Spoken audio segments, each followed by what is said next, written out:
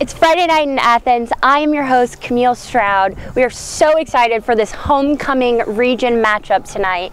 We are live here at Oconee County at Warrior Stadium, where Monroe area is here to take on the Warriors. Gentlemen, big plays tonight, big matchup tonight. Both teams are 1-1 in the region. What is at stake? So for Monroe area, this is a chance for them to get back on track. They're ranked 10th in 3A, but they're 4-3. Wow, right? But those three losses, they came against tough teams. So this isn't your normal run-of-the-mill 4-3 round 500 team. They've lost to Morgan County, Prince Avenue, and Jefferson. Three teams that are ranked within their respective classifications. So with that said, they pretty much dominated almost every other team they played this season. So tonight is a chance for them to right the ship, take control of Region 8 3A, and send a message to the rest of 3A, letting you know we're here, we're ready and geared to make a playoff run come November. And for Oconee County, it's a chance to get things back in the right direction tonight. They control their own destiny, even at 2-5 on their overall record. If they win the next 3 games, they win the region. And it all starts with their quarterback that they get on the field back today. He suffered a concussion 2 weeks ago, gets the bye week to heal, but he's back today, and that's Titus Watkins. Huge relief for Oconee County to have Watkins back. Coach told us earlier this week that his collision was a helmet-to-turf collision that was pretty uncharacteristic of his quarterback. So very glad to have Titus back. Trey, what are keys in tonight's game for Monroe area to pull it out? Definitely. They're going to look heavily to run. They're going to use the legs of senior running back Darion Manuel, a.k.a. the Flash. Now, that's one thing. He may be not, they called him the Flash, but that's one thing. He flashed last year slightly. He was the support back for them, and he found his legs as the season went on. But this year, we know what his role is. He's the feature back. He has almost 1,000 yards through 6 games, and then the 7th game he had another big game, but he's been the focal point of this offense. He's been the reason, and they barely pass the ball. They only average around 9 passes per game, so expect them to continue to run the ball heavy in this one, and Manuel should have a big game tonight. Absolutely. Patrick, what can we expect from Oconee County? Yeah, the big player to watch out for tonight is their superstar player when it comes to playing at all different positions, and that's senior Mac Ricks. He's got an opportunity to not only play both ways tonight, but make an impact both ways. Last week, he played mixed in at the wide receiver position, but he's mostly a defensive back on the team. This is a guy that last year stepped into the quarterback role when they had an injury there. He is what Coach Benjamin Hall for the Oconee County Warriors calls their Swiss Army knife, and we expect to see a lot of the game plan revolved around him tonight. Absolutely. Guys, we know that the last time Oconee County hosted Monroe area, they broke their 18-0 winning streak. They had won state championship titles 2019 and 2020, and last time Monroe area was here, beat that streak. So it's going to be a matchup. Back to Mac Ricks. We learned pregame show Mac Ricks actually was named Homecoming King today at the pep rally. So big shout out to him. Our own Owen Warden spoke with him earlier this week. So let's see how this Homecoming King is so diverse on the field.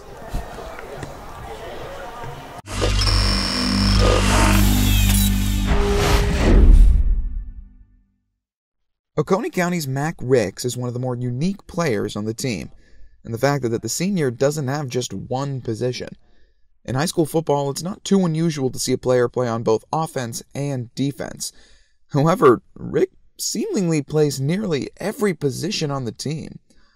From serving as the team's starting safety on defense to playing running back, wide receiver, and even a little bit of quarterback on offense, he well earns his nickname given by his head coach. We had used the term Swiss Army knife last year, and it kind of stuck. And he's just one of those kids that loves playing the game. And the other kids in the locker room feed off him and his excitement to play and his willingness to do whatever we ask him to do. So he's just a jack of all trades for us. Despite an original intention to just play safety last season, an injury to the original starter thrusted him into the role. Despite not being the intended starter, Rick still led the team to a 9-5 record and even a playoff win. I tell people that I don't really consider myself a safety or a quarterback or anything. I'm just a football player. I love playing football, and I love being out there with my teammates. Rick's leadership has received plenty of praise from teammates, including from freshman starter Mason Hall, who said that Rick is a player that has really helped him feel comfortable.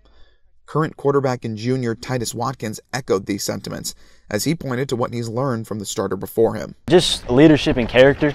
You know, if something bad happens, he makes a bad play, he'll get right back up and do it again. You know, he tells the team, that's my bad, but he'll get back up, he'll fix it, and then we move on from it and keep going.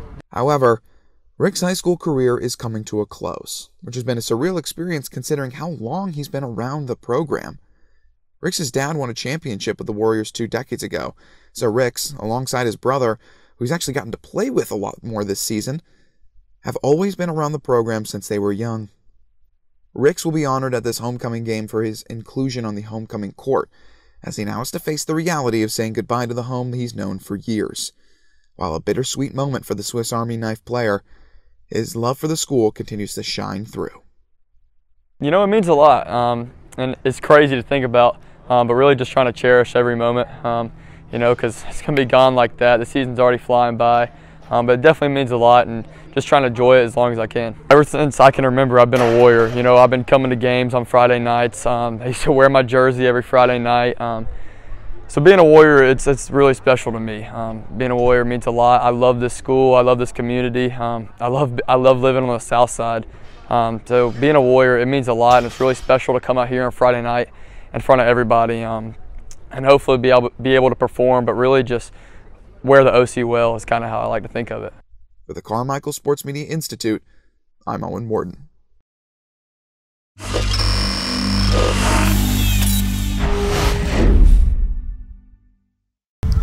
Speaking with Rick's earlier this week, he was eager and excited at the opportunity to represent his senior class at the game this week. So now that he's king, stakes are high.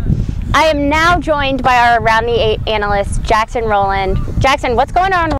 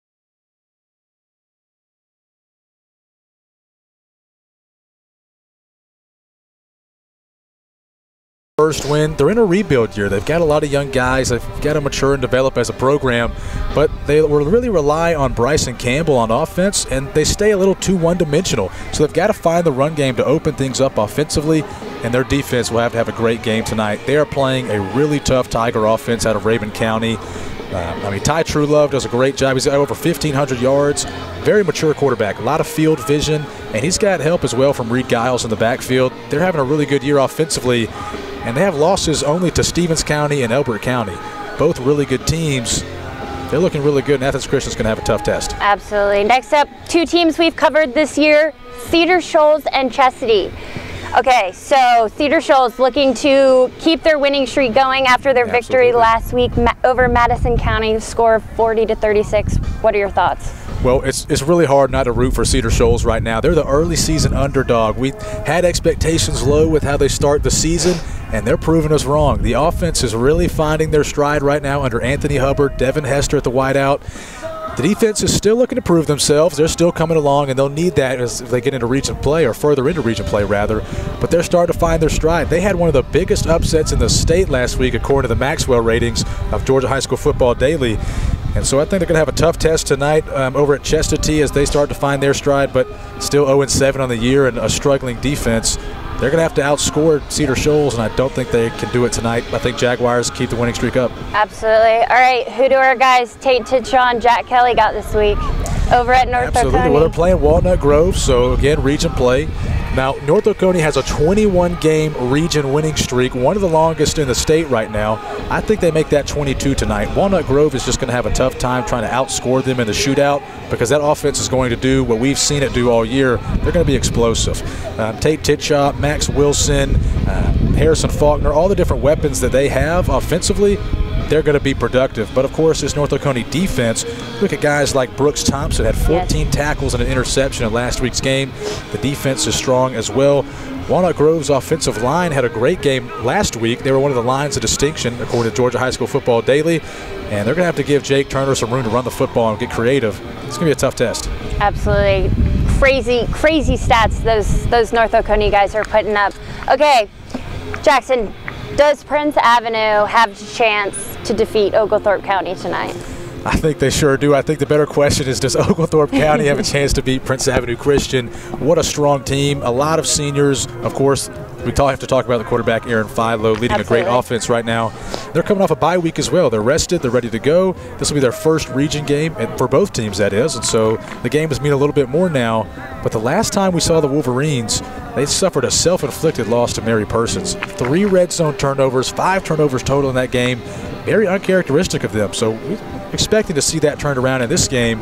And I spoke wrong earlier. Jake Turner, the running back for Oglethorpe County, they rely on him heavily for offensive production. He'll have to have a big game tonight. Absolutely. I'm very interested to see this Athens Academy Banks County game as both of them hold 4-3 records. So I'll be curious to check back at halftime. Absolutely. Thank you, Jackson, for joining us. It's Friday in Athens.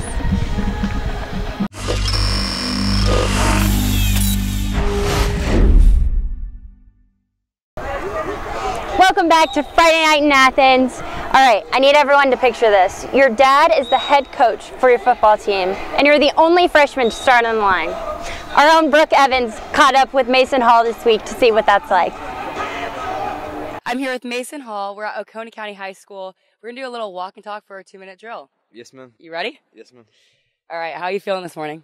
Feeling good. I mean, just worked out, just had practice this morning. Feeling good. Yeah. So the Warriors have morning practices. What is that like for you?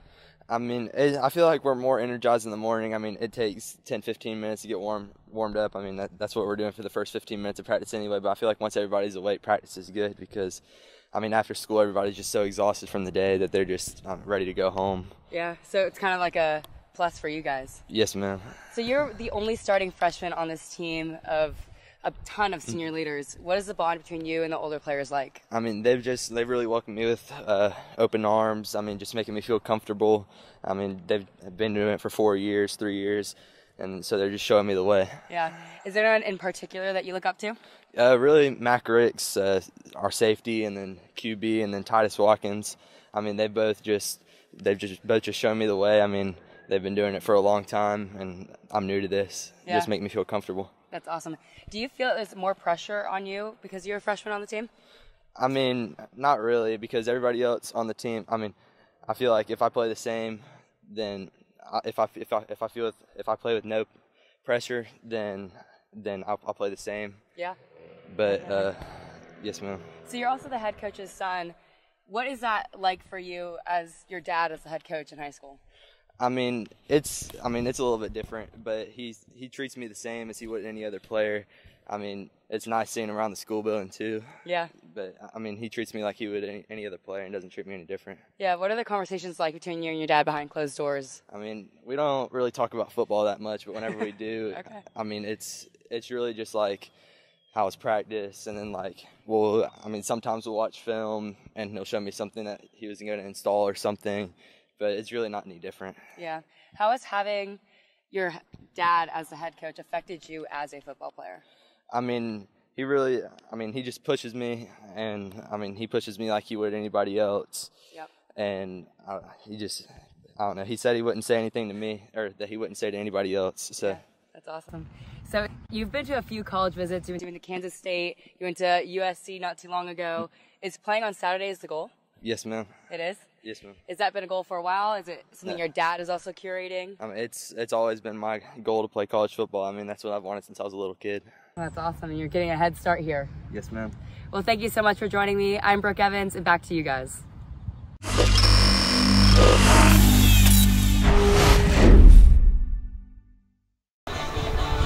As you can see, Coach Hall treats Mason like any other player. Yeah, and you know, we were able to see Mason Hall earlier in the year against Clark Central, making an impact early in the game. That was 3 plays in with a reception for a touchdown. So Mason Hall, you know, he's an up-and-comer for this Oconee County team. Absolutely. All right, let's get back into tonight's matchup.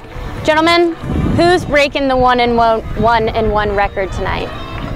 Yeah, so tonight I got to roll with these Oconee County Warriors. I think it is a get-right game for them, and I think their quarterback, Titus Watkins, will right the ship for them and get them back on track. I know a lot of people have Monroe area favored, but I think these Oconee County Warriors can really make a difference in the passing game, especially deep down the field. See, I'm one of those that has the Monroe area favored here. I have them winning by 2 or 3 scores, if I'm being completely honest. If I'm being, like, they have a chip on their shoulder, right? They've fallen down the rankings in recent weeks, but they need a win to remind 3A who they are and what they can do. Plus, they got the flash, man. They got they got the guy who can get out there and make explosive plays, Flash Darion Manuel. So I have them winning. Plus, this isn't the same OC. Give me Monroe area 35-21. All right, well, y'all know my recent success in taking the underdog. So these teams hold a 9-9 record history series. I'm gonna have to go with the Warrior homecoming home win. Let's give it to the Warriors. I'm gonna go 38-35. And that wraps up our pregame show. We are here at Warrior Stadium for Friday Night in Athens. We'll see y'all at halftime.